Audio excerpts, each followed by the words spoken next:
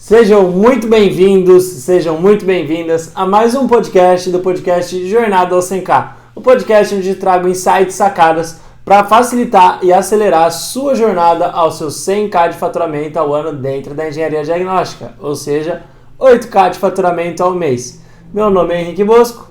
Eu sou a Thaís, eu sou entrevistadora aqui do podcast. Eu sempre estou aqui para tirar uns segredinhos a mais do Henrique. Muito bom, e qual é o nosso tema de hoje, Thaís? Hoje a gente resolveu trazer, que tem muita gente nova aqui, né, que acompanha a gente e não conhece a sua história dentro da engenharia diagnóstica, né, a sua jornada ao 100K. Então hoje a gente vai falar disso. Que massa, né? Como eu comecei na engenharia diagnóstica. Exato. Como eu comecei, acho que talvez até na engenharia civil, né? Eu acho que tem lógica, né? Lá atrás. Seria muito legal se você contasse como que foi, assim. Então conta pontos importantes aí da sua história, mas que você acha que vai mostrar um pouquinho disso, né? Das suas escolhas aí pro pessoal. Legal.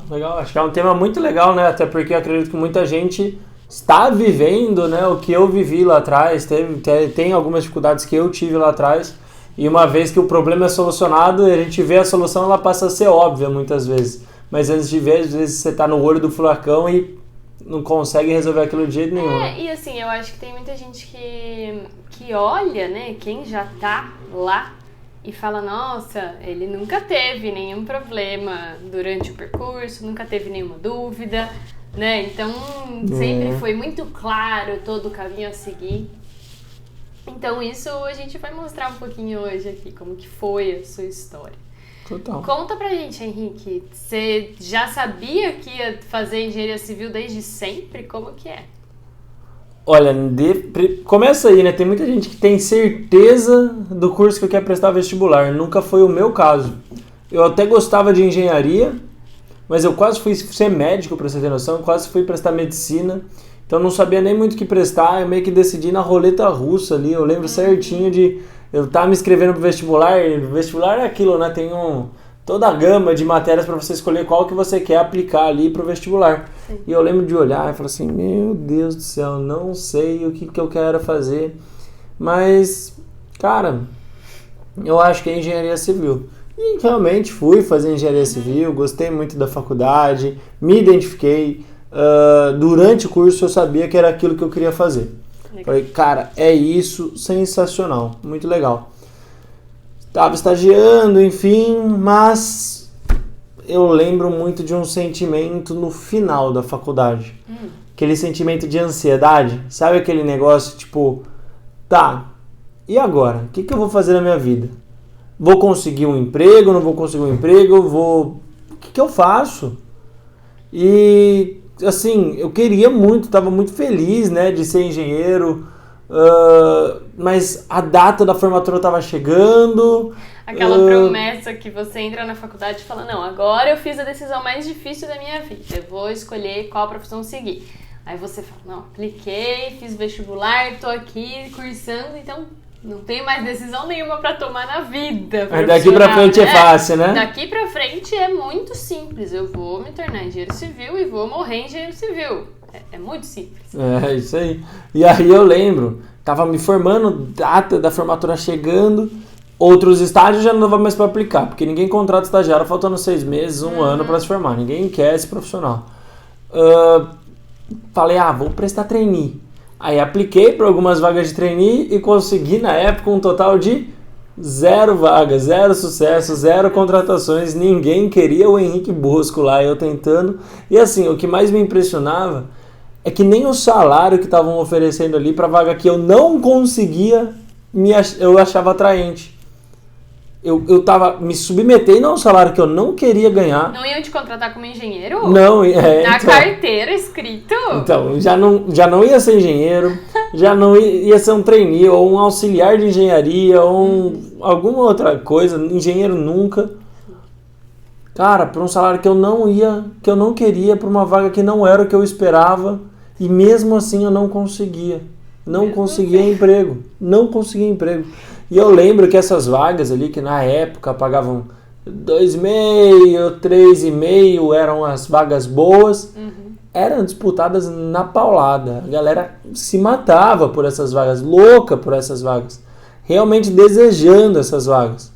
E aí eu ficava olhando aquilo e falava, caramba, meu, o que eu vou fazer? É muito complicado mesmo a sensação, né? Eu acho que o pessoal que tá ouvindo a gente sabe o que é isso, né? Se você já passou do último ano de faculdade, começou a atuar, né, no mercado de trabalho, e às vezes a gente tem essa ideia, essa utopia dentro da nossa cabeça de não, era a pior decisão que eu tinha para tomar. Agora tá tudo certo, eu vou ser engenheiro civil, mas a gente não sabe quantas coisas você ainda tem para decidir, né? Quantas opções você ainda tem para seguir, quantos caminhos aí e muitas decisões a se tomar, né? E isso gera realmente esse primeiro ano aí de acabei de me formar, é terrível, porque você tem uma insegurança absurda. Exato. Como que foi? É uma mistura de sentimentos, né? Se formar em engenheiro civil, pelo menos na minha experiência, foi uma mistura de sentimentos absurda. Enquanto, por um lado, foi sensacional eu pegar o meu diploma, dar entrada no CREA na época, porque dar entrada no CREA no primeiro ano você ainda tem dinheiro, né? Custa, sei lá, 10% do valor, 50 reais, 60 reais, não me lembro agora. Você fala, não, isso aqui eu tenho pra eu pegar minha carteirinha do CREA. Sim. Então, pô, sensação incrível, né? Eu lembro a primeira vez, não lembro se foi numa portaria e tal, me perguntaram, qual é a sua profissão? Eu falei, opa! Eu não sou mais estudante, eu sou engenheiro civil. Nossa, aquilo me encheu o peito. Eu falei, cara, que sensacional. É minha profissão, é o que eu escolhi ser. Só que ao mesmo tempo era uma sensação de frustração muito grande. Eu tava muito chateado. Porque de nada adiantava eu falar, eu sou engenheiro civil, mas não consegui exercer. E aquilo não representa nada. Representa muito, mas não representa nada. Exato, não sei minha profissão de fato, eu não consegui cliente, não consegui pagar minhas contas, eu não consegui nada com aquilo. Sim. Não consegui nem mesmo fazer aquilo que eu queria. Então, era muito complicado. Em meio a toda essa situação, em meio a tudo isso, eu decidi fazer o quê? Falei assim, não, então eu vou abrir a minha própria empresa. Na época eu optei por abrir uma empresa de reformas, uma pequena construtora focada em obras de acabamento, que foi inclusive o que eu trabalhei fora do Brasil, na época que eu trabalhei fora do Brasil, e comecei a gerenciar obras. E foi meu foco por anos. Por anos era fazer aquelas obras darem certo. Captar cliente, e aí você se vira nos 30, né? Você tem que captar cliente, gerenciar a equipe, pagar todo mundo, contratar, demitir, tem que se virar, fazer toda a parte financeira, contabilidade, marketing, tem que se virar. Me virava nos 30 era muito, nos 10. Essa parte a faculdade não ensina. Não ensina nada, né? Não ensina nada do que a gente precisa de fato para fazer aquilo ali acontecer. A faculdade é a base da base da base, né? Essa é a verdade. Buscando o quê? Ter margem de lucro, buscando ter resultado. Esse era meu objetivo ali. Só que teve um problema nesse processo. Era muito frustrante trabalhar com obras dessa forma. Mas você conseguiu clientes? Até tive clientes, tive obras, sim. Fizemos obras. Só que o que acontecia? Primeiro, o mercado de obras altamente prostituído. Ou seja, não me lembro de uma proposta de orçamento que eu fiz sozinho. Tá? Talvez, vamos dizer, aí, das dezenas de obras que foram executadas, durante todo esse ano, uma ou duas eu devo ter orçado sozinho. Do resto... tinha sempre muitos profissionais concorrentes, várias pessoas concorrendo pela mesma obra, sempre tinham muitas pessoas concorrendo pelo mesmo orçamento. Consequentemente, o preço sempre era esmagado, sempre era apertado. Isso que eu trabalhava num nicho de mercado e mesmo assim a margem era restrita. Qual era o nicho que você trabalhava? Era obras de reforma de alto padrão. Tá. Então era um nicho muito específico e as margens apertadas. E o que acontecia? A mão de obra, por mais que às vezes você remunerasse melhor, enfim, buscasse alguém mais qualificado, não é tão comprometida com os seus resultados quanto você mesmo, nunca vai ser. Então eu ia, explicava o projeto 1, 2, 5 vezes, falava, a gente está com prazo tal. A mão de obra às vezes errava, muitas vezes faltava, muitas vezes deixava de cumprir aquilo que tinha sido acordado. E aí o que acontecia? Era um pequeno erro, né? Às vezes, poxa, sei lá, tinha instalado toda a parte de marmoraria da edificação. Aí vinha lá um camarada, um pintor, e pisava, quebrava a bancada. Sai barato, né? Vai, exato. Aí toda a margem de lucro, de todo aquele risco, todo aquele trabalho, ia embora assim, em 30 segundos. De algo que não tinha sido nem meu erro. Por quê? O meu cliente ia cobrar de mim. E aí, normalmente, você não consegue transferir isso para mão de obra. Então, o que acontecia ali? Eu, muitas vezes, tomava prejuízo por algo que não era um erro meu. Eu, muitas vezes, tinha desgaste com os meus clientes devido a um descomprometimento da mão de obra. Eu ia perguntar exatamente isso, a satisfação dos clientes, se eles estavam... Muitas vezes era comprometida por algo que não, eu podia ter feito meu melhor trabalho. Mas como eu dependia de terceiros, né, sei lá, 10, 15, 20 pessoas para executar uma obra, muitas vezes, o que acontecia? Tinha um deslize e o cliente se desgastava comigo. O nome que se queimava era do Henrique. E não do pintor, do pedreiro, do azulejista. Com todo respeito, e tive assim, pessoas ótimas que passaram por mim, mas outras pessoas que infelizmente me deixaram muito na mão. Sim. Então, tudo isso foi se pagando um preço, né? E eu falo assim, é engraçado como não querer reconhecimento não, mas assim, quando você faz uma obra 100% ok, ninguém vem te falar, nossa, cara, você mudou minha vida, a obra foi sensacional, não sei o quê, ninguém vem te falar isso.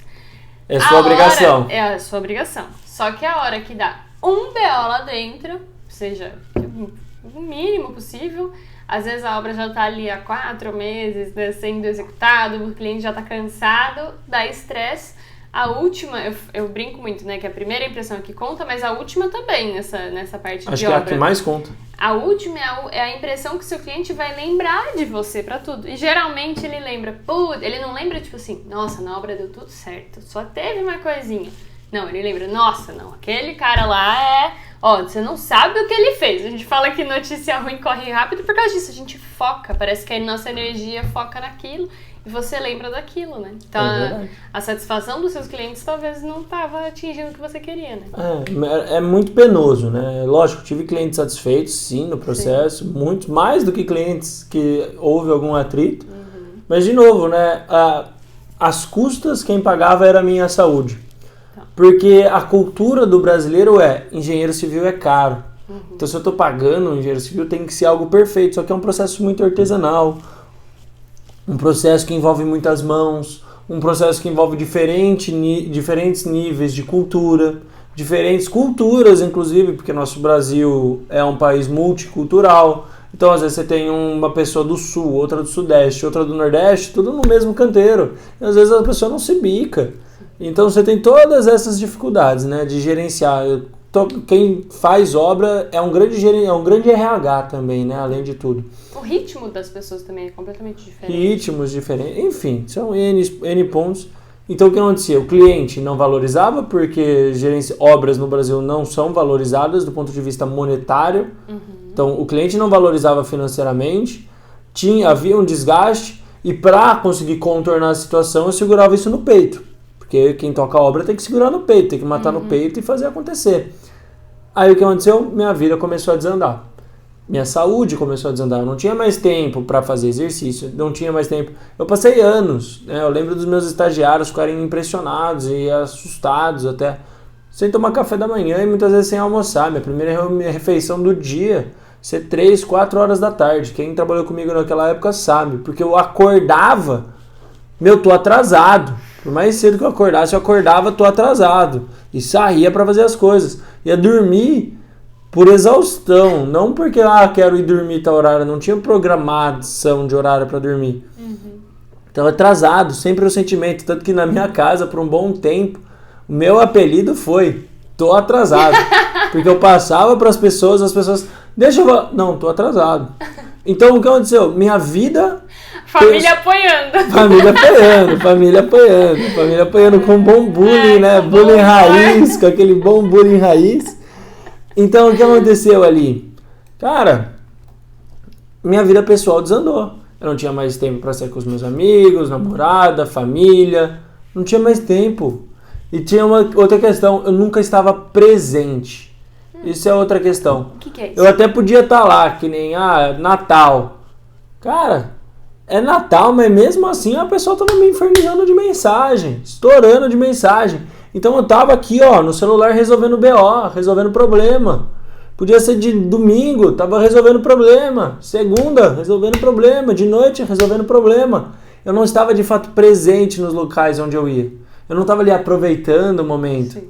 Então, isso pra mim é qualidade de vida. Não estava ali aproveitando. Não tinha tempo de uma boa refeição. Não parei, não fazia mais nenhum esporte, nenhum exercício. Não tinha tempo, inclusive, de me aperfeiçoar. E a partir do momento que a gente está vivendo um furacão e não se aperfeiçoa, não estuda, não aprende, não veio como melhorar, você só tem um caminho, que é para baixo. Não, você fica correndo só atrás do seu rabo ali. Exato, e o mundo está acontecendo ao seu redor. Você está rodando em círculos e o mundo está acontecendo. É aquela sensação que você passa 1 ano, 2, você fala assim, nossa, o que aconteceu? Que eu tô cobrando a mesma coisa nas minhas obras, tipo, com os mesmos BOs, com nada mudou. Parece que, tipo assim, trabalhei pra estar com o mesmo saldo na conta bancária do final do ano pra esse. Nada acontece. Por quê? Porque você toma alguns prejuízos no caminho, toma algumas pernadas, cheguei a levar calote de cliente. Nisso de correria, você não consegue nem gerenciar, às vezes, direito, né? Toda a parte financeira, que é o negócio aí. Percebe? Então, assim, minha vida desandou. Desandou no quesito de qualidade de vida, desandou no sentido de saúde, eu comecei a ganhar peso. Você percebia isso na época? Porque eu ignorava. É isso, eu quero que as pessoas entendam que, assim, às vezes a gente tá no meio, né? Às vezes a pessoa tá, nossa, tá igualzinho eu, Henrique, é isso que eu tô passando. Você enxergava isso na época? Porque às vezes a gente tá no meio e não enxerga. As pessoas me alertavam, mas eu tinha um objetivo muito sério para mim, um comprometimento muito grande com o resultado da empresa. Tinha que dar certo. E o resultado da empresa é o resultado das obras. As obras têm que dar certo. Então as pessoas me falavam, você não tem tempo, você não sei o que. Eu falo assim, mas eu sei o que eu quero fazer isso aqui acontecer. E eu ignorava esses avisos. E eu ignorei por muito tempo. Simplesmente colocava de lado, como não sendo uma prioridade. Eu sou novo, vou fazer acontecer, deixa pra lá. Qual o problema? Eu comecei a automático a partir daí. Vivendo no automático. Qual o problema? Eu comecei a desenvolver uma gastrite, tá? Até por essa minha rotina de alimentação muito errada, acabava pegando qualquer junk food, né? Qualquer porcariada na rua, muito estresse. Falam que geralmente a gastrite ela né? É uma somatória. O desencadeador geralmente é estresse, né? É uma somatória de alimentação ruim, poucos exercícios e desgaste emocional. Então, pelo menos no meu caso, foi isso. Então, aquela gastrite começou a me acompanhar. Por muito tempo eu não vivia sem um omeprazol, um pantoprazol da vida, para conseguir ter a minha rotina ali. Só que o que aconteceu? Eu mantive o mesmo ritmo de vida, apesar do meu corpo ter começado a me avisar. Eu aguento. Sonou. É o que eu repetia pra mim mesmo. Qual foi o problema? A gastrite foi se desenvolvendo até virar uma úlcera. E aí começou a ficar mais sério. Por quê? Úlcera, eu não sei se alguém que tá escutando a gente aqui já teve.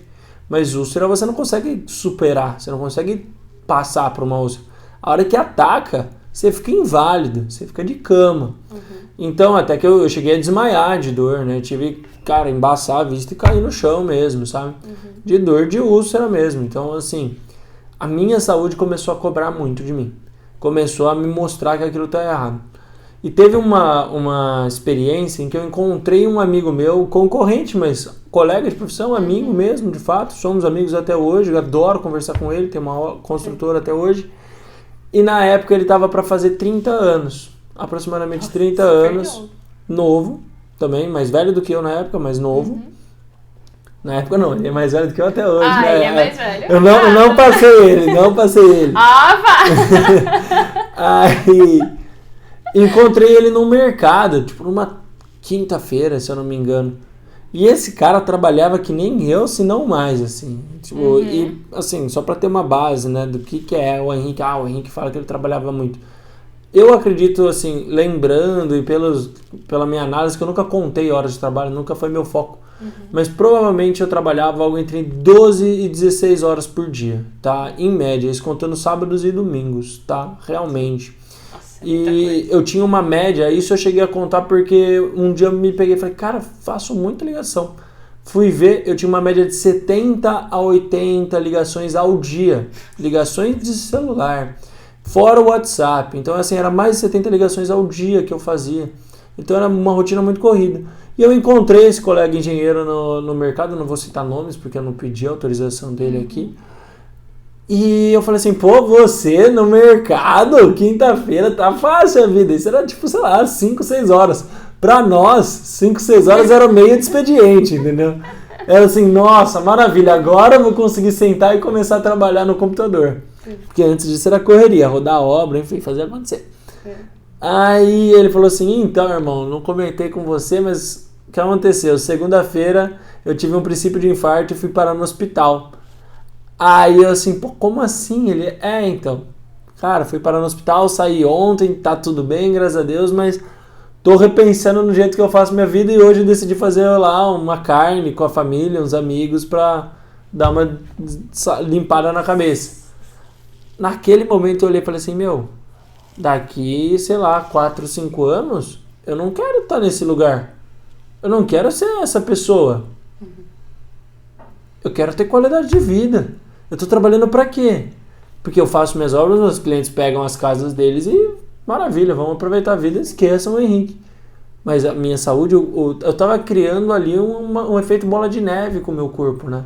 Sim. Só tava crescendo, só tava piorando. Inclusive até hoje eu pago um pouco as consequências do quão displicente eu fui lá atrás. Então aquilo começou a me fazer refletir. Aonde eu quero chegar daqui 5, 10, 15, 30 anos. E se vai conseguir chegar, né? E se eu vou conseguir chegar? Porque é muito bizarro isso. A gente acha mesmo quando a gente é novo que... Não, eu consigo, eu dou conta. Eu tava até essa semana, eu vi uma nutricionista falando sobre como a gente... As pessoas reclamam muito, né, de estar cansado emocionalmente. Tipo, cara, eu tô aqui, mas minha cabeça não tá trabalhando. Eu tô cansada. E ela falou uma coisa que eu acho muito interessante, eu acredito. Mas ela falou de um jeito que eu nunca tinha ouvido falar, de comparar o nosso corpo com um carro de Fórmula 1. Que a gente exige do nosso corpo como um carro de Fórmula 1, mas alta não performance. dá uma alta performance absurda, quer que fique por muito tempo, né? Porque daí é isso, 16 horas ao dia trabalhando e você quer ter foco e que seu cérebro trabalhe, tudo bem, em todas essas horas, entendeu? Que você seja totalmente produtivo. Só que a gente não trata ele como um carro de Fórmula 1, né? Todos aqueles cuidados e pitstops e tudo mais, que eles dão uma ótima gasolina e troca pneu, não sei o quê, a gente não trata. A gente come um Mac, um junk food qualquer aí, trata de qualquer jeito. Eu tô com uma dorzinha, não vou ver a causa, vou tomar um remédio, toma um omeprazol. Só cobre. A hora que você vai ver, você não tem nem motor mais, entendeu? Já fundiu, tá saindo fumaça no escapamento e você não percebeu. Então eu achei super interessante essa analogia. Boa, legal. Então assim, eu me vi num beco sem saída aí, né? Eu já vi numa situação que eu não tinha pra onde evoluir, meu. Eu não, sabe, eu já falei assim, do jeito que tá, só vai ter um resultado. Eu não tava enxergando antes, mas eu levei esse tapão na cara. Às vezes a gente tá vivendo no automático, acontece alguns acontecimentos que faz a gente dar uma acordada. Eu brinco que não foi nem um tapa, foi um murro mesmo que eu levei na cara e eu tive que abrir o olho. Falei assim, opa, calma, que tá acontecendo alguma coisa aqui, eu tenho que repensar isso. E aí eu comecei a ver, como é que eu vou fazer minhas obras funcionarem melhor, me dar menos risco de prejuízo, porque era horroroso isso, você trabalhar um monte, chegar no final, toma prejuízo. E aí? E no meio de toda essa situação, uma pessoa veio e me sugeriu, falou assim, cara, você quer ter menos problema com pós-obra, menos problemas de erro executivo? Posso te dar uma dica? Vai atrás de um curso aí que saiu de engenharia diagnóstica. Cara, engenharia diagnóstica, que diabos é engenharia diagnóstica? Eu nunca ouvi falar nisso aí. Tipo, nome de medicina. O que é isso? Eu falei, não, vai pesquisar lá, vai ver, enfim. Aí eu fui olhar e vi que tinha a ver com laudo de engenharia, né? Perícia e tal. Eu falei assim, acho que ele tá louco. Eu nunca fiz um laudo na minha vida. Longe de ter sido o melhor aluno da minha faculdade. Assim, longe mesmo de ter sido o melhor aluno da faculdade. Nunca fui um cara assim, extremamente técnico. Falei, não, ele tá louco. Não é pra mim. Não é o meu perfil esse tipo de curso. Só que aí, sabe quando você tá meio desesperado? Quando você tá meio que no fundo do poço, tipo, acho que o pior que tá não fica, só tenho a ganhar fazendo. Às vezes você acha, fala, não, acho que é um sinal divino, talvez. Foi uma sensação de assim, olha, tô muito ruim. Do jeito que eu tô fazendo não tá funcionando. Ou eu mudo, ou eu vou colher cada vez um resultado pior.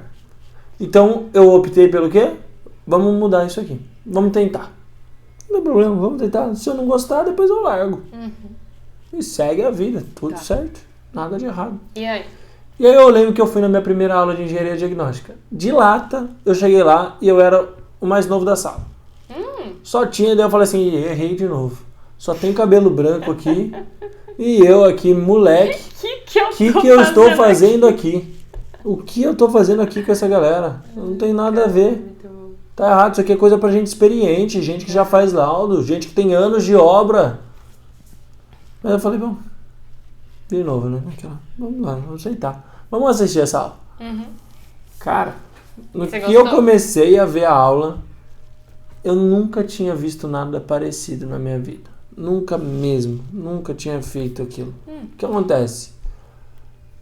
Ali as pessoas estavam explicando como resolver problema, anomalia, né? Patologia, manifestação patológica de um jeito que eu nunca tinha visto. Saúde! Saúde! De um jeito que eu nunca tinha visto. Sem gambiarra. Porque a cultura do brasileiro é assim, porque eu vi no vídeo do YouTube com o mestre de obra que não sei o quê, que ele solucionou essa trinca desse jeito. E aí você faz o quê? Você olha o vídeo, reza 2 Pai Nosso, uma Ave Maria, faz e torce pra não dar problema. Você sabe que tipo, você não tá muito seguro no que você tá fazendo ali. Mas essa é a cultura que a gente tem de obra. Você não entende o cerne, Não né? O sabe- porquê que funciona ou porquê que não funciona. Nós não somos ensinados por que aquilo dá certo ou por que aquilo dá errado. É um monte de histórias que vêm sendo passadas e a gente vai meio que testando. As pessoas vão testando um negócio meio empírico. Mas ali não. Ali estavam falando, fazer assim dá certo por isso, fazer assim. Gente, tem poeira aqui. Ali as pessoas estavam me falando, fazer assim dá certo por isso, fazer assado dá errado por aquilo. E começou a ficar óbvio pra mim que eles tinham as soluções para problemas que as pessoas se arrastavam para solucionar. Morriam de desejo de solucionar. E não solucionavam. E o que acontece? Quer tomar o omeprazol pra úlcera. Você vai tampando. Você vai tampando, é só paliativos, né? E ali o que acontece? O que foi ficando cada vez mais evidente para mim? Como eu comentei, né? Quando eu abri minha empresa, eu tive que aprender a vender melhor, aprender a gerenciar, aprender a captar clientes. E durante toda essa jornada eu fui percebendo que o segredo de uma boa venda é você vender a solução para o problema de uma pessoa. Porque você vai conseguir agregar mais valor. Não vai ser aquela venda de impulso, aquela venda que não tem muita base, muito lastro, que as pessoas acabam não dando muito valor. Quando a pessoa tem uma dor, um problema que precisa ser solucionado, uma trinca que não resolve, um processo, alguma coisa, ela precisa daquela solução. E ela realmente está disposta a pagar. Um exemplo disso, minha úlcera. Eu paguei o endócrino que fosse para me fazer um tratamento que resolvesse. Fiquei sem comer um monte de coisa, fiquei sem beber um monte de coisa. Paguei caro para resolver. Não me importava, eu só queria resolver. Então, assim, eu percebi que ali dentro tinha uma grande oportunidade. Essa tal da engenharia diagnóstica, ela era solução de problemas no seu cerne, na sua alma. Então, existia uma grande possibilidade de fazer aquilo se tornar um produto extremamente rentável no mercado. Só que aí eu tropecei em um outro obstáculo. Nenhum dos cursos... E assim, quando eu percebi isso, eu comecei a devorar livro, comecei a devorar curso, aparecia no meu e-mail, curso não sei o que, fazia. De verdade, dezenas, não sei se chega a centena, de milhares de reais, tá? 50, 60 mil reais investindo em cursos, livros, fora o tempo, muito tempo, né? Estudar leva tempo, toma muito tempo, muita energia. Mas como eu acreditava naquela possibilidade, quando eu acreditava naquela solução para os meus problemas, legal, investi.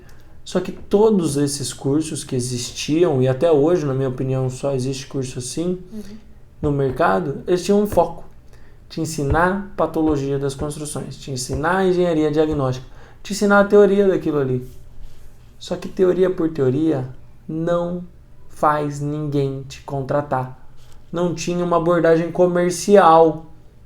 O que acontece? Se o cliente quer mesmo conhecimento, ele ia lá, compraria o livro e fazia. Não é isso que ele quer.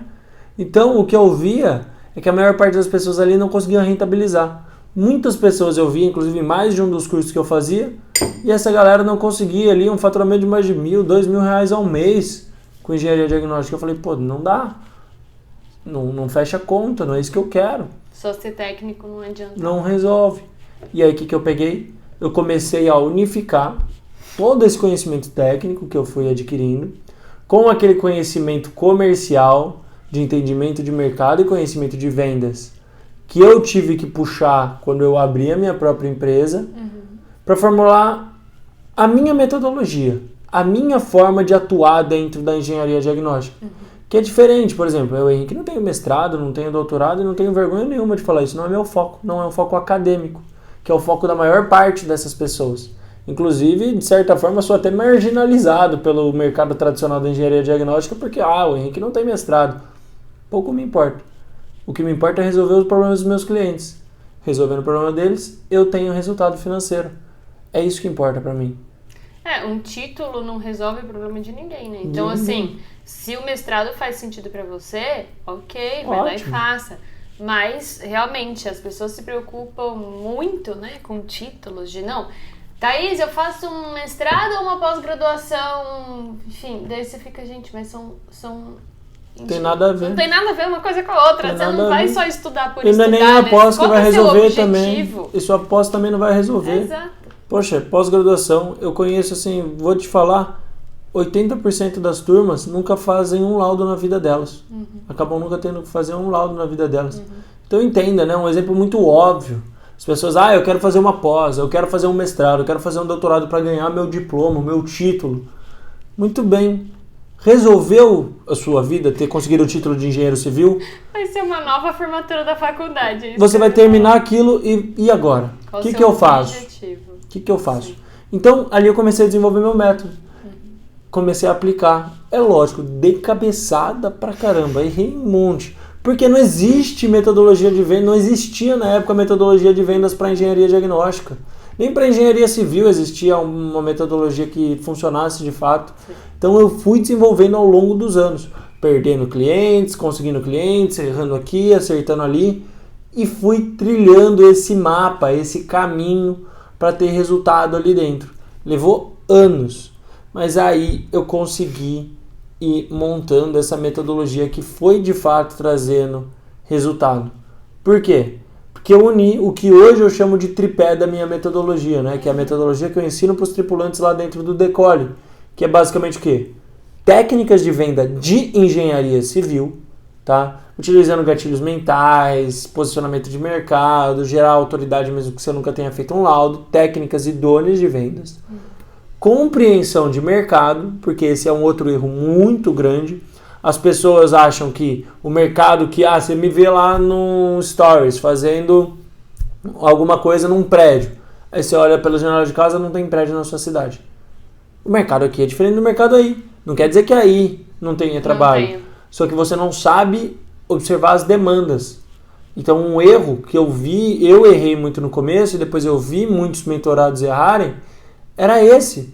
As pessoas não sabiam qual serviço prestar direito, não conseguiam compreender a demanda. Então, compreensão de mercado é essencial, porque você pode saber vender o melhor churrasco do mundo, se você estiver vendendo numa região que só tem vegano, você não vai vender uma bendita peça. Pode ser delicioso, não vai vender. E por último, conhecimento técnico, porque não adianta nada você vender se você não entregar resultado para o seu cliente. Então, a minha metodologia, que é algo que não existia na época, eu criei e eu desconheço qualquer pessoa que tenha criado algo semelhante, tá? Ainda mais com as taxas de eficiência que a gente tem. Hoje a gente tem dezenas aí de pessoas que já faturaram mais de 8 mil ao mês aplicando essa metodologia.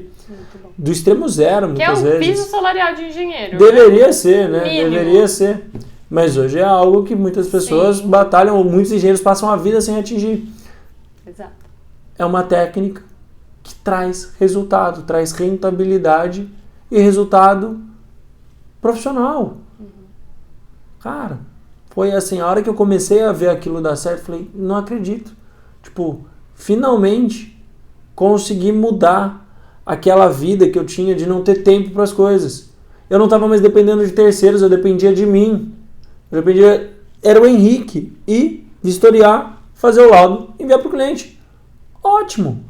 Com uma remuneração, eu até tinha minhas dúvidas no começo, mas maior do que eu tinha na época que eu gerenciava a obra. Estava ganhando mais, dependendo só de mim. Então, o que acontecia? A minha reputação subia, meu relacionamento com os meus clientes melhorava, minha taxa, né, de... Ninguém te deixava na mão de última hora. Ninguém me deixava na mão de última hora. Eu conseguia organizar a minha agenda. Então, várias vezes já vi as pessoas que me acompanham no Instagram, nos stories, direto, eu tô viajando terça-feira, tô viajando mesmo. Eu organizei minha agenda e tô viajando e tá tudo certo. Problema nenhum. Então eu consigo viajar, consigo, cara, aproveitar minha vida, usufruir do dinheiro que eu ganho. Consigo fazer o meu dia a dia acontecer. Consigo estar presente. Cara, consigo desligar o celular se eu quiser e tchau. Da primeira vez que você tava num evento e falou, cara, eu posso deixar meu celular de lado? Eu lembro de eu começar a forçar, porque eu tinha crises de ansiedade relacionada a isso. De achar, alguém vai estar tentando me ligar e vai querer, depois vai dar estresse. Vai estar embaixo d'água. Vai dar algum problema. Não, eu lembro disso, desse processo de me forçar, tipo, não, tá tudo bem. Até hoje, posso ser muito sincero? Até hoje, às vezes pega assim, 9, 10 da manhã, eu abro o celular, não tem nenhuma mensagem. Eu falo assim, cara, eu acho que tá fora do ar meu celular. Tá sem sinal. Porque como assim ninguém tá aqui me mandando mensagem, me acelerando, me cobrando? O que tá acontecendo? Isso não quer dizer que não tem serviço, tem um monte de serviço acontecendo. Mas a dinâmica é muito diferente. Então, quando eu atingi essa qualidade de vida, cara, eu falei assim, o caminho sem volta. E o que acontece? Até hoje, né? Eu sou aqui de Campinas, São Paulo. Tem copilotos, né? Alunos meus, mentorados meus aqui em Campinas, que já faturaram mais de 8 mil ao mês. Campinas tem 1 milhão e pouco de habitantes. Eu desconheço duas mãos. Eu desconheço mais de 10 engenheiros diagnósticos. Metade deles foi meu mentorado, inclusive boa parte deles eu passo serviço. Por quê? É impossível dar conta da demanda que chega até mim. Nunca vou conseguir. Vou morrer sem conseguir chegar a atender essa demanda. Então, eu comecei a perceber o quê? Não precisa ser assim a vida da engenharia civil. Não precisa ser assim a vida do engenheiro. E a satisfação dos seus clientes? A minha satisfação dos meus clientes disparou. Mas assim, a vida do engenheiro civil não precisa ser essa. Não precisa se matar, não precisa ter problema de insônia, não precisa ter problema de coração, não precisa ter problema de estômago para poder trabalhar. Não precisa se humilhar por um salário que não faz sentido. Não tem só essa opção, né? Não tem só essa opção. E aí foi por isso que eu decidi começar a compartilhar. Porque eu não dou conta da minha demanda. Não tem porquê. E eu não tenho porquê ver nossos colegas de classe se submetendo a algo que não faz sentido para eles. Se você quer trabalhar com obra, trabalhar com projeto sua vida inteira, tá tudo bem. Não foi o que funcionou para mim. Porque na minha perspectiva de vida não era aquilo que eu queria. Eu não queria ter filhos e não poder conviver com os meus filhos. Eu não queria, ter um afilhado e não poder conviver. Eu não queria perder o tempo com os meus pais e depois olhar para trás e falar assim, nossa, eu devia ter aproveitado mais eles. Então, o que aconteceu ali? Eu percebi que eu já tinha atingido a minha qualidade de vida e que a nossa classe, sim, consegue ser reconhecida pelo mercado como uma profissão que é respeitada, com uma boa remuneração e com qualidade de vida. E é por isso que hoje eu distribuo conteúdo ao máximo de pessoas, conteúdos como esse aqui do podcast, para o máximo de pessoas possível, para realmente subir a maré para todos os barcos. Quanto mais essa maré subir, melhor. melhor para todos os engenheiros e melhor para mim também. Sim. Por quê? Se o mercado da engenharia diagnóstica for mais reconhecido, com engenheiros melhor capacitados, mais vai subir a remuneração, mais pessoas vão querer contratar esse tipo de serviço, vai melhorar inclusive para mim. Essa onda eu sei que vai voltar um dia. E assim, é um trabalho de formiga que eu faço com o maior prazer do mundo, que faz sentido. Isso é uma coisa que eu quero olhar daqui 15, 20 anos e falar assim, eu contribuí para a classe de engenharia no Brasil. Então, é por isso. É por isso que essa é a minha jornada hoje. Esse podcast aqui, eu acho que a gente fez até pra incentivar, né? Porque eu acho que é muito difícil. Às vezes a gente se pega, principalmente nesse momento final, que eu não sei se vocês são assim, mas eu sou muito assim. É uma época que eu fico próximo do meu aniversário, que é no meio do ano, e no final do ano eu fico mais pensativa, assim, reflexiva, porque eu fico olhando pra trás. A gente não tem tempo, né, no dia a dia de falar, não, vou analisar a semana inteira o que aconteceu, como eu evoluí. E aí, geralmente, no final do ano é uma época que eu paro e penso, falando, cara, ano passado eu quis, né, a minha conta bancária tava assim, ela melhorou, não melhorou, por quê, o que aconteceu? Então, toda a minha parte, né, profissional, enfim, pessoal, o que eu melhorei? Eu tô evoluindo? Porque eu sou muito assim, né, de querer evoluir, né, de ter um objetivo aí. Alcancei minhas metas de ano novo, eu alcancei, né? Mas eu vejo isso e eu queria, né, até sugerir pro pessoal aí que tá ouvindo a gente, de fazer esse exercício, de olhar, né? Você tá aonde você quer estar? Você se vê nisso daqui 5 anos? Você tá feliz? Né? Quais são os seus objetivos? Você tá atingindo? Tá caminhando para eles?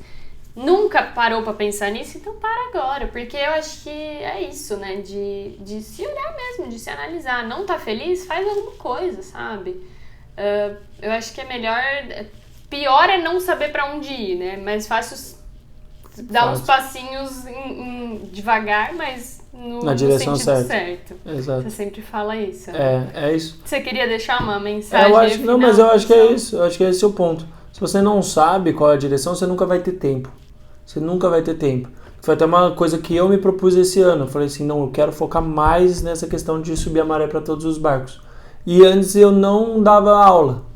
Esse ano eu achei tempo e dei aula de pós-graduação no Brasil inteiro. Floripa, BH, Goiânia, Salvador, Fortaleza, Maceió, enfim, Rio de Janeiro, Brasil afora. Cedi vários finais de semana. Por quê?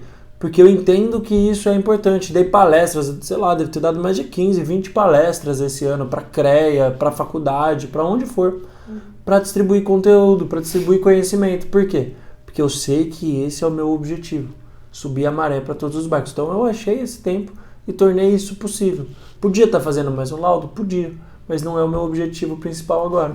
Então percebe que eu acho o tempo, eu consigo o tempo desde que eu saiba quais são as minhas prioridades para atingir o meu objetivo. Tempo é questão de prioridade. Né? Essencial, senão você nunca vai conseguir o tempo necessário para fazer o que você quer. E o tempo vai passar, você vai olhar para trás e vai falar assim, andei, estou no mesmo lugar. Então tem que pensar a respeito disso. Muito bom. Fechou? Acho que foi bem reflexivo assim o podcast de hoje. Foi profundo. Foi profundo o podcast de hoje, muito bom.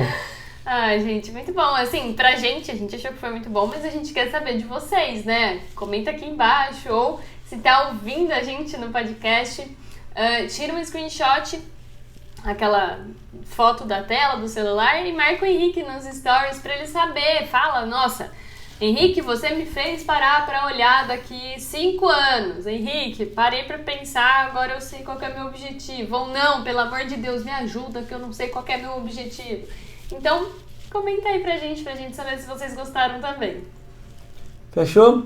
Um abraço, vejo vocês no próximo episódio do podcast Jornada 100K e bora decolar, rumo aos seus 8 mil de faturamento ao mês.